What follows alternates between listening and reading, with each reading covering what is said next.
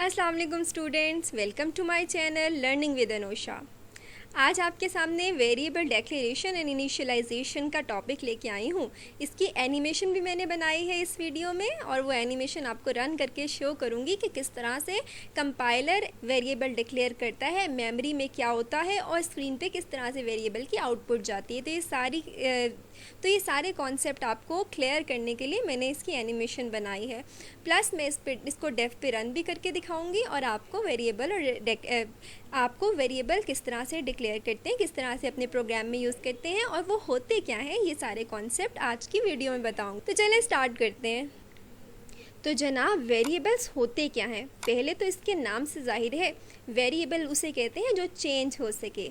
अब दूसरी बात कि ये वेरिएबल है क्या? C++ प्रोग्रामिंग में प्रोग्रामिंग में जब हम अपना कुछ डेटा स्टोर करवाना चाहते हैं मेमोरी में, तो हम वेरिएबल्स यूज़ करते हैं। ये वो मेमोरी लोकेशंस हैं जिसके अंदर हम डेटा स्टोर करवा सकते हैं। फॉर एग्जांपल, आपने अपने प्रोग्राम में किसी स्टूडेंट के मार्क्स स्टोर करवाने हैं, या आपने अपने प्रोग्राम में गेम्स के स्कोर स्टोर करवाने हैं, तो उसके लिए आपको मेमोरी लोकेशंस बनानी पड़ेंगी और वो मेमोरी लोकेशंस वेरिएबल्स कहलाती हैं। उन मेमोरी लोकेशंस में दो चीज़ें आपको बहुत इंपॉर्टेंट हैं जानना कि वो मेमोरी लोकेशन कैसे बन सकती हैं। पहली चीज़ कि आपको उन मेमोरी लोकेशंस का नाम रखना पड़ेगा, वेरिएबल का कोई नाम होगा। दूसरी चीज़ कि वेरिएबल की कोई डेटा टाइप होगी, यानी आपको पहले से बताना पड़ेगा कि इसके अंदर किस तरह का डेटा स्टोर हो सकता है। क्या इंटीजर स्टोर हो सकता है, क्या इसके अंदर कैरेक्टर स्टोर हो सकते हैं, क्या पॉइंट्स वाली वैल्यू स्टोर हो सकती है। ये आपको पहले ही दोनों चीज़ें बतानी पड़ेंगी, वेरिएबल का नाम और उसकी डेटा टाइप। तो जनाब, वेरिएबल वो मेमोरी लोकेशन हुई जिसके अंदर वैल्यू चेंज हो सकती है और हम कुछ भी अपना डेटा इसके अंदर स्टोर करवा सकते हैं। वेरिएबल को यूज़ करने के लिए C++ प्रोग्राम में आपको दो चीज़ों की ज़रूरत है। आपको वेरिएबल को डिक्लेयर करना पड़ता है, प्लस वेरिएबल को इनिशियलाइज़ करना पड़ता है। वेरिएबल को डिक्लेयर करने का मतलब है कंपाइलर को बताना कि मेमोरी में एक लोकेशन बनाओ, और उसमें आपको दो चीज़ें बतानी पड़ेंगी। एक ये कि उस मेमोरी लोकेशन में किस टाइप का डेटा स्टोर होगा, यानी डेटा टाइप। दूसरा, उस मेमोरी लोकेशन का क्या नाम होगा। अब मैं मेमोरी लोकेशन नहीं कहूँगी, अब मैं वेरिएबल कहूँगी, ठीक है। जहाँ मैं वेरिएबल का नाम लूँ, अब उसका मतलब मेमोरी लोकेशन है। तो जनाब, वेरिएबल की डिक्लेरेशन से मुराद कि वेरिएबल को मेमोरी में, कंप्यूटर की मेमोरी में जगह देना, बना लेना। कंपाइलर को इससे क्या पता चलता है डिक्लेरेशन से कि मैंने मेमोरी में एक वेरिएबल, एक मेमोरी लोकेशन क्रिएट करनी है जिसका कोई नाम होगा, जिसके अंदर कोई स्पेसिफिक टाइप का डेटा स्टोर हो सकेगा।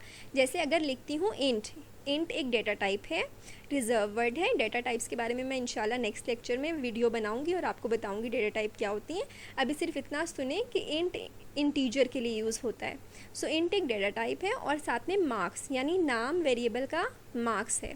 तो इस तरह कंपाइलर क्या करेगा, एक लोकेशन बनाएगा मेमोरी में जिसका नाम मार्क्स होगा। तो एक लाइन सिंपल ये आप लिखेंगे और आपका वेरिएबल डिक्लेयर हो जाएगा। तो चलें मैं आपको इसकी एनिमेशन दिखाती हूँ ताकि आपको ज़रा आइडिया हो जाए। जी जनाब, तो ये देखें मेरे प्रोग्राम में हैश इंक्लूड आयोस्ट्रीम, इसका मैं पहले बता चुकी हूँ कि ये हेडर फाइल है। यूजिंग नेम स्पेस std का भी बता चुकी हूँ। मेन फंक्शन से हमारा प्रोग्राम स्टार्ट होता है। ये मेरे प्रीवियस लेक्चर में इसकी सारी डिटेल्स मौजूद हैं, आप वहाँ से देख सकते हैं, ठीक है। अब यहाँ लिखा हुआ है इंट नंबर, इसका मतलब है इंटीजर टाइप का नंबर एक मेमोरी में क्रिएट होना है। और सी आउट का मतलब होता है स्क्रीन पे कुछ प्रिंट करना। स्क्रीन पे हेलो वर्ड प्रिंट हो रहा है इस प्रोग्राम। जब कंपाइलर लाइब्रेरी फाइल्स को ऐड कर चुकता है तो उसके बाद वो हमेशा मेन से वर्किंग स्टार्ट करता है। आप याद रखिएगा, कंपाइलर हमेशा मेन से वर्किंग स्टार्ट करता है। तो मेन की फर्स्ट लाइन में आप देखें, सबसे पहले कंपाइलर आएगा ये मेन की फर्स्ट लाइन में। कंपाइलर देखेगा यहाँ लिखा हुआ है इंट नंबर, तो कंपाइलर को पता चल जाएगा ये तो वेरिएबल डिक्लेयर हो रहा है, मुझे मेमोरी में एक वेरिएबल डिक्लेयर करना है। तो देखें कंप्यूटर की मेमोरी में जाकर एक वेरिएबल बना दिया जाएगा, और वो अभी उसके अंदर कोई वैल्यू नहीं है, उसके अंदर कोई गार्बेज वैल्यू होगी। अब गार्बेज वैल्यू क्या होती है मैं कभी फिर बताऊँगी, लेकिन अभी समझे हमारे लिए जो इसके अंदर वैल्यू है वो बिल्कुल यूज़लेस है, ठीक है, कोई वैल्यू नहीं है। तो जनाब, आपने देखा कि वेरिएबल इंटीजर टाइप का है, नम उसका नाम है और मेमोरी में इस लाइन से वो क्रिएट कर देगा कंपाइलर। फिर जब वो ये काम कर चुकेगा तो वो दूसरी लाइन में आएगा और दूसरी लाइन में लिखा हुआ है सी आउट हेलो वर्ड, यानी स्क्रीन पे आपने देखा कि उस लाइन के बाद सी आउट हेलो वर्ड प्रिंट हो जाएगा। अभी देखिए नंबर के अंदर ना कोई वैल्यू स्टोर हुई है और ना ही कुछ प्रिंट हुआ है नंबर की, ना नंबर की वैल्यू प्रिंट हुई है। ठीक है, अभी नंबर के साथ कुछ नहीं हुआ, सिर्फ मेमोरी लोकेशन बनी है अभी इस लाइन से। तो इसे कहते हैं वेरिएबल डिक्लेरेशन, जिसके बाद मेमोरी में लोकेशन बन जाए। तो चलते हैं, ये देखते हैं कि अगर इसको वैल्यू असाइन करनी हो तो कैसे करेंगे। जी जनाब, तो वापस चलते हैं। अब वेरिएबल डिक्लेरेशन हमने देख लिया। अब हमने ये देखना है कि अगर वेरिएबल को वैल्यू असाइन की जाए तो उसे क्या कहते हैं और वो किस तरह से करते हैं। वेरिएबल को वैल्यू असाइन करने के प्रोसेस को कहते हैं वेरिएबल इनिशियलाइजेशन। और ये सिंपल ऐसे होती है कि आपने लिखना होता है वेरिएबल का नाम, इक्वल टू का साइन और साथ में एक्सप्रेशन। अब ये एक्सप्रेशन कोई नंबर भी हो सकता है, जैसे यहाँ 12 लिखा हुआ है, और ये एक्सप्रेशन कोई फॉर्मूला भी हो सकता है, a+b/2, ऐसे भी कुछ हो सकता है। तो वैल्यू अगर वेरिएबल को असाइन करनी हो तो उसे कहते हैं वेरिएबल इनिशियलाइजेशन, और वो इक्वल टू के साइन के साथ होती है। इस इक्वल टू के साइन को याद रखिएगा, लिख लें कहीं कि असाइनमेंट ऑपरेटर कहते हैं। ठीक है, इक्वल टू का साइन एक असाइनमेंट ऑपरेटर है जिसका काम ये होता है कि जो भी वेरिएबल लिखा होगा उसको वैल्यू असाइन कर देगा। तो असाइनमेंट ऑपरेटर के ज़रिए हम वैल्यू असाइन करते हैं। तो सिंपल, अब यहाँ पे देखें मार्क्स में मार्क्स इज इक्वल्स टू 12 का मतलब मार्क्स के वेरिएबल में 12 की वैल्यू प्लेस कर दो। ठीक है, अब ये स्टेटमेंट तभी वैलिड है जब ये मार्क्स का वेरिएबल पहले डिक्लेयर हुआ है। अगर पहले डिक्लेयर नहीं हुआ तो एरर आ जाएगा। मैं आपको आज करके भी दिखाऊंगी कि किस तरह से एरर आता है। तो याद रखिएगा, हमने अभी तक क्या पढ़ा। वेरिएबल क्या होते हैं, मेमोरी की लोकेशंस होती हैं जिनमें हम डेटा स्टोर करवा सकते हैं। उनको डिक्लेयर किया जाता है, यानी पहले मेमोरी लोकेशन क्रिएट की जाती है और उसका सिंटैक्स होता है डाटा टाइप प्लस वेरिएबल का नेम, और आखिर में सेमीकोलन डालना मत भूलिएगा। ठीक है, और उसके बाद उसको वैल्यू असाइन करने को कहते हैं वेरिएबल इनिशियलाइजेशन, जिसमें आप वेरिएबल का नाम इक्वल टू वैल्यू जो भी आपने उसे असाइन करनी हो वो लिखते हैं और साथ में सेमीकोलन डालते हैं। तो चलें एनिमेशन के ज़रिए दिखाती हूँ कि इसका मेमोरी में किस तरह से काम होता है। जी तो जनाब, वेरिएबल की इनिशियलाइजेशन वाली एनिमेशन पे आ गए हैं और मैं बताती हूँ कि किस तरह से काम होता है। सबसे पहले मेन फंक्शन ही एग्जीक्यूट होता है। मेन से ही हमेशा कंपाइलर प्रोसेसिंग स्टार्ट करता है। ये मैंने मेमोरी की इमेज बनाई हुई, यानी मेमोरी में क्या होगा, मेमोरी से मुराद आपकी रैम है जो कंप्यूटर की मेमोरी होती है। और ये मैंने आउटपुट स्क्रीन बनाई हुई, जो आप लोगों की आउटपुट हेलो वर्ड की आउटपुट जो स्क्रीन पर आई थी ना, कंसोल स्क्रीन, ये वो वाली मैंने बनाई हुई आपको आइडिया देने के लिए। अच्छा जनाब, तो पहले लिखा हुआ है इंट नंबर। सबसे पहले जनाब जब फर्स्ट लाइन ये वाली एग्जीक्यूट होगी इंट नंबर, तो मेमोरी में एक नंबर की लोकेशन नंबर के नाम से क्रिएट हो जाएगी। फिर दूसरी लाइन में आए और दूसरी लाइन में क्या होगा जनाब, number is equals to 10, number के अंदर 10 वैल्यू स्टोर हो जाएगी। देखिए आप लोग समझ आ रहा है कि लाइन में क्या क्या काम हो रहा है। फिर सी आउट और नंबर, इसका मतलब है सी आउट का मतलब होता है स्क्रीन पे भेज दो। नंबर का मतलब है कि नंबर के अंदर जो वैल्यू पड़ी हुई है, नंबर के वेरिएबल के अंदर जो वैल्यू पड़ी हुई है वो स्क्रीन पे भेज दो। और देखिए इंसर्शन ऑपरेटर भी साथ लगे, गौर से देख लें, ये आपके लिए नई चीज़ है। सी आउट, इंसर्शन ऑपरेटर और नंबर का वेरिएबल है। वेरिएबल को जब भी आप प्रिंट करते हैं ना, सी आउट करते हैं, तो उसकी वैल्यू ही स्क्रीन पे जाती है, वेरिएबल का नाम नहीं जाता, याद रखिएगा। तो देखें जनाब, जब सी आउट किया नंबर को तो नंबर मेमोरी से स्क्रीन पे चला गया, और वो मेमोरी से डिलीट नहीं होगा, मेमोरी में उसकी कॉपी रहेगी, वो स्क्रीन पे प्रिंट हो रहा है। यानी जो भी उस मेमोरी लोकेशन पे वैल्यू पड़ी होगी वो स्क्रीन पे प्रिंट हो जाएगी। तो जनाब आपने एनिमेशन में देखा कि किस तरह से काम होता है ये। इंशाल्लाह नेक्स्ट वीडियोस में भी जब लूप्स भी कराऊंगी और मैं जब इफ़ एल्स स्टेटमेंट्स वगैरह कराऊंगी, मेरी पूरी कोशिश होगी कि एनिमेशन के साथ कराऊँ ताकि आप लोगों को ज़्यादा अच्छी अंडरस्टैंडिंग हो जाए। तो जनाब अब चलते हैं डेफ पे से रन करते हैं। जी जनाब, तो हमने डेफ C++ ओपन कर दिया। आपने जब नई फ़ाइल कोई ओपन करनी होती है आप करते हैं Ctrl+N, तो आपके पास नई फ़ाइल ओपन हो जाती है। उसके अंदर आप प्रोग्राम लिख सकते हैं। सबसे पहले जनाब हम लोग हेडर फाइल करते हैं। सबसे पहले हेडर फाइल इंक्लूड करवा ली, उसके बाद यूजिंग नेम स्पेस std, उसके बाद मेन फंक्शन बनाएंगे। मेन फंक्शन के बाद उसकी स्टार्टिंग और एंडिंग ब्रेसेस लगाएंगे ताकि उसके अंदर ही सारा कोड लिखा जा सके। तो ये सिंटैक्स तो आपको याद हो जाना चाहिए, अब ये भूलना नहीं आपने। अब जनाब वेरिएबल डिक्लेयर करते हैं इंट नंबर के नाम से। इसी लाइन में भी आप वैल्यू दे सकते हैं, फर्स्ट लाइन में भी। मैं सेकंड लाइन में वैल्यू देती हूँ, नंबर इज इक्वल्स टू 10, और फिर सी आउट कर देते हैं इस नंबर की वैल्यू को, यानी 10 को। तो जनाब इसको कंपाइल करते हैं, पहले स्टोर कर लेते हैं लेक्चर के नाम से। कंपाइल हो रहा है? जी जनाब, कंपाइल हो चुका है, कोई एरर नहीं है। रन करते हैं तो आपने देखा स्क्रीन पे 10 आ गया, जो कि मेमोरी में था। एनिमेशन में देखा था ना हमने सारा कुछ। जी जनाब, तो आए इसके बारे में थोड़ी और चीज़ें बताती हूँ। वो ये कि आप अगर अलग लाइन में इनिशियलाइजेशन नहीं करते तो आप सेम लाइन में भी आप डिक्लेरेशन और initialisation in the same line कर सकते हैं इस तरह से। जी, इसको रन करके दिखा देती हूँ। ये देखें 10, आउटपुट सेम। तो इन द सेम लाइन पहली चीज़ आप इनिशियलाइजेशन और डिक्लेरेशन कर सकते हैं। दूसरी चीज़ कि ये जो नंबर लिखा है स्क्रीन पे, इसकी वैल्यू जा रही है। अगर आप इन्वर्टेड कोमा में इसको लिखेंगे तो इसकी वैल्यू स्क्रीन पे नहीं जाएगी, बल्कि NUM लिखा हुआ जाएगा स्क्रीन पे। आपको अगर वेरिएबल की वैल्यू स्क्रीन पे भेजनी है तो आप विदाउट इन्वर्टेड कोमास लिखेंगे, क्योंकि इन्वर्टेड कोमास में जो लिखते हैं वो उसे टेक्स्ट कंसीडर करते हैं, वो फिर इसे वेरिएबल कंसीडर ही नहीं करेगा, वो इसको टेक्स्ट बना लेगा और टेक्स्ट को स्क्रीन पे भेज देगा। तो ये याद रखिएगा आप लोग। जी जनाब, और भी कुछ चीज़ें बताती हूँ। वो ये कि आप एक प्रोग्राम में मल्टीपल वेरिएबल्स बना सकते हैं। जैसे ये नम बनाया तो A वेरिएबल भी बना दिया एक, ठीक है, और इसी तरह से B वेरिएबल भी बना सकते हैं। आप जितने मर्जी वेरिएबल चाहें आप उतने बना सकते हैं और इनको यूज़ कर सकते हैं, ठीक है। फॉर एग्जांपल इस तरह से कर लेते हैं कि मैं चाहती हूँ इन तीनों की वैल्यू स्क्रीन पे प्रिंट हो जाए, तो मैं लिखूँगी नंबर, ये इस तरह से सी आउट, ठीक है, फिर सी आउट A।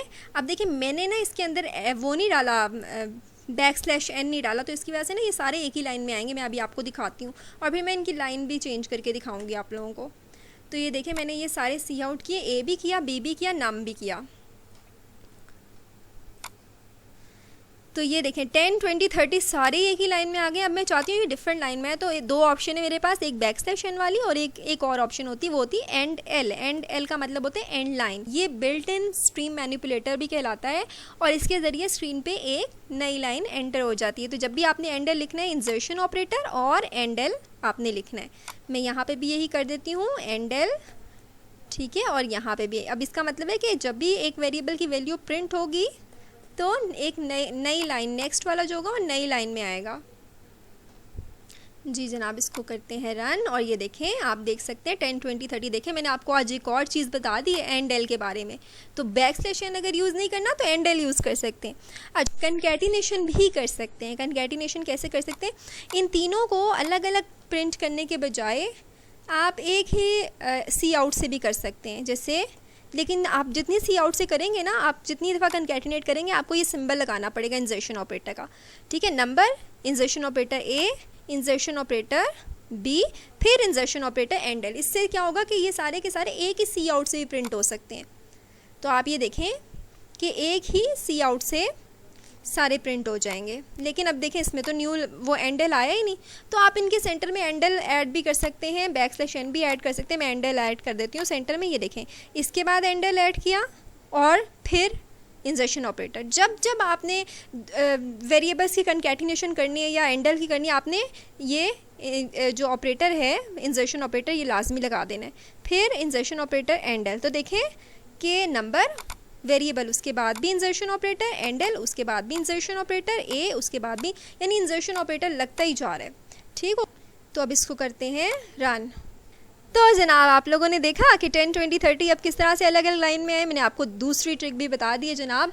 तो ये सारी ट्रिक्स आपको बताऊंगी और आप होपफुली कि सारी ट्राई करेंगे। अगर ट्राई नहीं करेंगे ना तो फ़ायदा नहीं होगा मेरे बताने का, फिर मैं आइंदा इतनी ट्रिक्स नहीं बताया करूँगी। तो कमेंट्स में मुझे बताना है कि ट्राई करें कि नहीं करें, और चैनल पसंद आ रहा है और वीडियोज़ पसंद आ रही हैं और स्टाइल पसंद आ रहा है और समझ आ रही है तो सब्सक्राइब ज़रूर करना है और लाइक और कमेंट भी करना है।